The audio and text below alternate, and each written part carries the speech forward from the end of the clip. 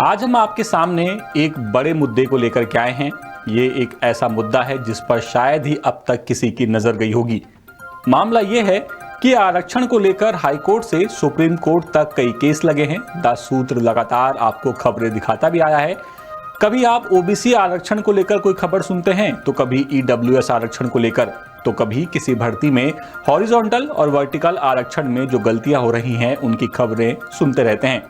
अभी कुछ दिनों पहले द सूत्र ने आपको ये खबर दिखाई थी कि हाईकोर्ट ने मध्य प्रदेश सरकार, कर्मचारी चयन मंडल और मध्य प्रदेश लोक सेवा आयोग को एक नोटिस भी जारी किया है। दरअसल याचिकाकर्ता का आरोप है कि मध्य प्रदेश में महिलाओं को जो सरकारी भर्तियों में 33% आरक्षण दिया जा रहा है वो टोटल पदों में से दिया जा रहा है, जो कि गलत है। जबकि महिलाओं को 33% आरक्षण उसी कैटेगरी में से दिया जाना चाहिए जिस कैटेगरी से वो संबंधित है। एक ऐसा ही मामला और हाईकोर्ट में सामने आया था जिसमें यह आरोप लगाया गया कि ईडब्ल्यूएस कैटेगरी को जो 10% आरक्षण दिया जा रहा है वो भी टोटल पदों से दिया जा रहा है। ये भी गलत है। इन्हीं मामलों पर हाईकोर्ट में सुनवाई चल रही है, लेकिन आज हम आपके सामने इसलिए आए हैं क्योंकि ऐसा तो नहीं है कि आरक्षण के नियमों को लेकर ये जो केस अब हाईकोर्ट में लगे हैं इनसे पहले भर्तियां नहीं हुई होंगी। भर्तियां हुई होंगी। तो ऐसे में सवाल ये उठ रहा है कि अगर ये नियम गलत है तो फिर उन अभ्यर्थियों की क्या गलती जो इन गलत नियमों के चलते सिलेक्शन नहीं ले पाए। अधिवक्ता जसवीन सिंह गुजराल ने यह आरोप लगाया कि ऐसी ही कई गलतियों के चलते अकेले कर्मचारी चयन मंडल की भर्तियों में कम से कम 10,000 पद फंसे हुए हैं। क्या कहते हैं वो, आइए आपको सुनाते हैं। आप लोगों का ध्यान एक बहुत जरा खेदजनक बात पे केंद्रित करना चाहूँगा, जो कि जिस प्रकार से हॉरिजॉन्टल रिजर्वेशन का गलत इंप्लीमेंटेशन किया जा रहा है एवं जिस प्रकार से कई बार पेपर लीक हो जाती है पटवारियों की या कोई भी भर्ती किसी भी प्रकार की, जिसकी वजह से जितने अभ्यर्थी हैं उनका जो नुकसान होता है वो सबसे ज़्यादा गहन है।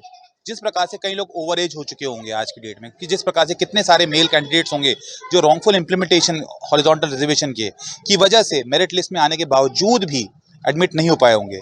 कभी ना कभी हमको ये सवाल ज़रूर उठाना पड़ेगा, जो पब्लिक ऑफिशियल्स की अकाउंटेबिलिटी है उसका क्या होगा कि जिस अधिकारी की वजह से, जिस डिपार्टमेंट को क्लियर गाइडलाइन है सुप्रीम कोर्ट की, उसके बावजूद अगर वो गलती करते हैं तो ऐसे अधिकारियों पे क्या कार्रवाई नहीं होनी चाहिए।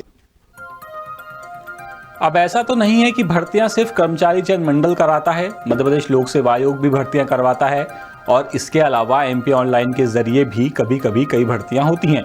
ऐसे में ईडब्ल्यूएस आरक्षण और महिला आरक्षण के चलते वाकई में अगर गलत तरीके से आरक्षण दिया गया और इसके चलते अगर जिसका सिलेक्शन होना चाहिए था उसका सिलेक्शन ना हो करके किसी और का सिलेक्शन हो गया तो इसमें किसकी गलती है? आखिर कौन इन सब की जिम्मेदारी लेगा? क्योंकि इस चक्कर में न जाने कितने तो ओवर एज हो गए और गलत आरक्षण नियमों के चलते जब सीटें कम हुई तो उन उम्मीदवारों का इन सब में क्या दोष है जो सरकार और उसके विभागों में काम करने वाले लापरवाह अधिकारियों के चलते सिलेक्शन से चूक गए।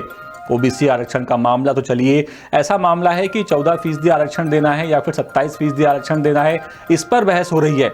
लेकिन यहाँ तो पूरी की पूरी कहानी ही उल्टी है। यहाँ दिए जा रहे आरक्षण में से उस वर्ग की महिला उम्मीदवार को आरक्षण ना दे करके टोटल पदों में से आरक्षण दे दिया गया, यानी पुरुष अभ्यर्थी सीधे सीधे ठगे गए। अब केस हाईकोर्ट में है और हाईकोर्ट में सरकार और कर्मचारी चयन मंडल, मध्य प्रदेश लोक सेवा आयोग अब क्या जवाब देते हैं इस पर सबकी निगाहें टिकी हुई हैं। लेकिन आरक्षण को लेकर जो कुछ खिचड़ी पकी हुई है, जो भी रायता फैला हुआ है, ये रायता इतनी जल्दी सिमटने वाला तो बिल्कुल नहीं लगता है। अपडेट्स के लिए बने रहिए द सूत्र के साथ। नमस्कार।